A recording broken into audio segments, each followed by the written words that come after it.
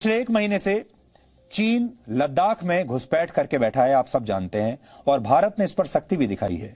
सीमा पर सैन्य ताकत भी बढ़ाई है और बैकडोर डिप्लोमेसी भी चल रही है। लेकिन चीन अब तक माना नहीं है। वो ये तो कह रहा है कि सीमा पर स्थिति नियंत्रण में है और दोनों देश बातचीत से मामला सुलझा लेंगे। लेकिन सवाल यह है कि चीन लद्दाख से पीछे हटेगा या नहीं। यक्ष प्रश्न जो है वो आज यही है। इस मामले में भारत और चीन के बीच संयुक्त सचिव स्तर की बातचीत हुई है और अब कल दोनों देशों के बीच उच्च स्तर की सैन्य बातचीत होने वाली है।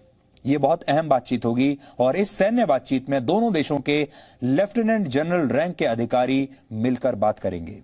यह टकराव कितना गंभीर है, इसका अंदाजा आप इसी बात से लगा सकते हैं कि भारत और चीन के बीच पहले के किसी सीमा विवाद में इस तरह के उच्च स्तर की सैन्य बातचीत कभी नहीं देखी गई। यानी पहले जब भी कोई विवाद होता था सीमा पर, तो अक्सर दोनों देशों की सेनाएं अपने स्थानीय स्तर पर ही इस मामले को सुलझा लिया करती थी। लेकिन इस बार ऐसा हो नहीं पाया। बात बहुत आगे तक बढ़ गई और बातचीत के लिए सेना के इतने उच्च अधिकारियों को आना पड़ा।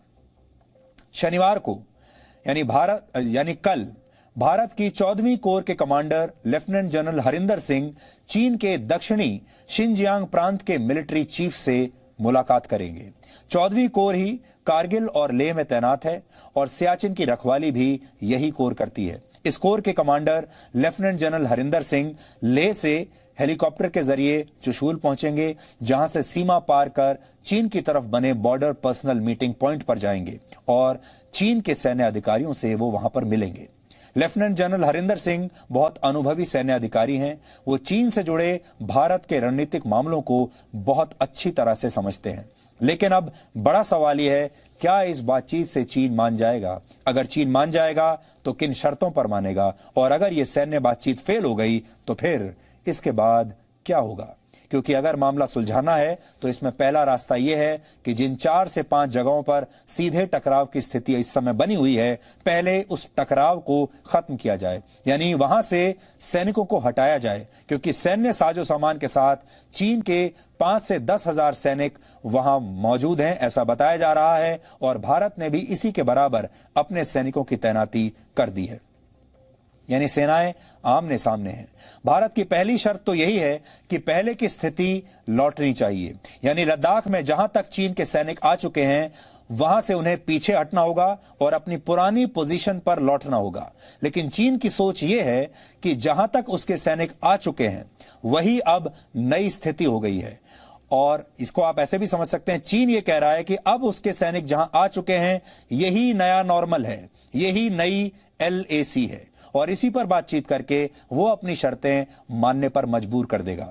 यही चीन का पुराना हथकंडा भी रहा है कि वो सीमा पर धीरे धीरे घुसपैठ करके नए नए इलाकों पर कब्जा कर लेता है, फिर उसी को नया LAC बना देता है, वही नई सीमा बन जाती है और वही न्यू नॉर्मल बन जाता है। पिछले एक महीने के अंदर गलवान घाटी में चीन के सैनिक LAC से आगे आ गए हैं। आसपास की पहाड़ियों पर भी उन्होंने अधिकार जमा लिया है और इसी तरह वहां के हॉट स्प्रिंग्स इलाके में भी चीन के सैनिकों ने आगे आकर मोर्चाबंदी कर दी है। चीन के सैनिक लद्दाख में पेंगोंग झील के फिंगर 4 तक आ गए, जहां भारतीय सैनिकों के साथ उनका टकराव भी हुआ। जबकि भारत का दावा फिंगर 8 तक है, जहां भारतीय सैनिक गश्त के लिए जाते थे। लेकिन अब इस इलाके में चीन की घुसपैठ हो गई है। इस समय भारत और चीन के सैनिक फिंगर 4 के पास आमने सामने हैं। बातचीत में भारत यही कहेगा कि चीन हर हालत में फिंगर 4 से पीछे जाए।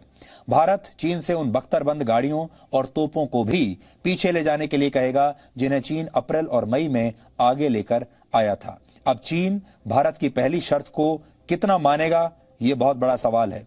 बातचीत की दूसरी शर्त यह होगी कि सीमा पर सड़क और पुल बनाने, पेट्रोलिंग करने में चीन रुकावट नहीं डालेगा।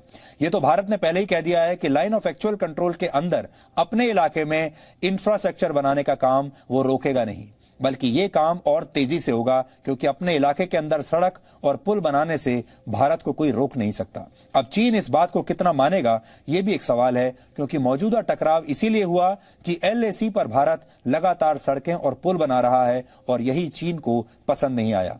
यानी बातचीत की सफलता इस बात पर निर्भर करती है कि चीन भारत की शर्तों को किस हद तक मानेगा। चीन तो यही चाहता है कि मौजूदा स्थिति ऐसे ही बनी रहे, लेकिन भारत हर हाल में यह सुनिश्चित करना चाहेगा कि चीन अपनी पुरानी स्थिति में जाए। जब तक यह सुनिश्चित नहीं हो जाता, तब तक इस तनाव के बड़े टकराव में बदल जाने का खतरा बना रहेगा। क्योंकि चीन ने अगर अपनी सैन्य ताकत दिखाई है, तो भारत ने भी चीन को जवाब देने के लिए लद्दाख में अपनी पूरी तैयारी कर ली है। लेकिन सभी ये चाहते हैं कि सीमा पर लड़ाई की नौबत ना आए, बातचीत से ही मामला सुलझ जाए। भारत ने अब तक सख्ती भी दिखाई है, संयम भी दिखाया है और समझदारी भी दिखाई है। मैंने कुछ दिन पहले इस विवाद पर रक्षा मंत्री राजनाथ सिंह से बात की थी। आपको उस बातचीत का एक छोटा सा हिस्सा देखना चाहिए। चीन के बारे में आजकल सब जगह खबरें आ रही हैं और आज दिन में कांग्रेस पार्टी ने भी एक ट्वीट किया और सीधा सवाल यह पूछा कि क्या लद्दाख में चीनी सैनिकों ने भारतीय क्षेत्र पर कब्जा कर लिया है। तो मैं भी ये सीधा सवाल यहीं से शुरू करता हूं। देखिए, यहां तक भारत चीन सीमा का प्रश्न है, आप अच्छी तरह जानते हैं कि यह पहली बार ऐसा हुआ है, ऐसा नहीं है। इसके पहले भी बराबर भारत चीन सीमा को लेकर हमारे सैनिकों में और साथ ही साथ पीपुल्स लिबरेशन आर्मी जो चाइना की फोर्स है उसके बीच में फेस ऑफ होना, कभी कन्फ्रंटेशन होना, ऐसे हालात बराबर पहले भी पैदा होते रहे हैं। मैं ताज़ा घटना डोकलाम की आपको याद दिलाना चाहता हूं कि 2017 में डोकलाम में भी इसी प्रकार की एक वारदात हुई थी, लेकिन मिलिट्री लेवल पर बातचीत के माध्यम से और डिप्लोमेटिक लेवल पर बातचीत के द्वारा उसका हल फिर अंततोगत्वा जाकर निकला। इस समय भी उधर से भी फोर्स है, इधर से भी फोर्स है, लेकिन मिलिट्री लेवल पर भारत और चाइना दोनों के बीच इस समय बातचीत चल रही है और डिप्लोमेटिक लेवल पर भी बातचीत चल रही है और यह मैकेनिज्म पहले से काम करता चला आ रहा है और कई मामले इसी मैकेनिज्म के आधार पर ही पहले निपटाए जा चुके हैं, उसका हल निकल चुका है और मुझे भी इस बात की संभावना है कि इस मैकेनिज्म के माध्यम से जो ये समय का जो टसल है, जो विवाद है, उसका समाधान निश्चित रूप से निकलेगा। क्योंकि वहाँ की राष्ट्रपति ने भी और साथ ही साथ वहाँ के फॉरेन सेक्रेटरी की भी हमारे एम्बेसडर से बातचीत हुई है। उन्होंने भी कहा है कि हम भी चाहते हैं कि बातचीत के द्वारा जो है इसका हल निकाला जाए।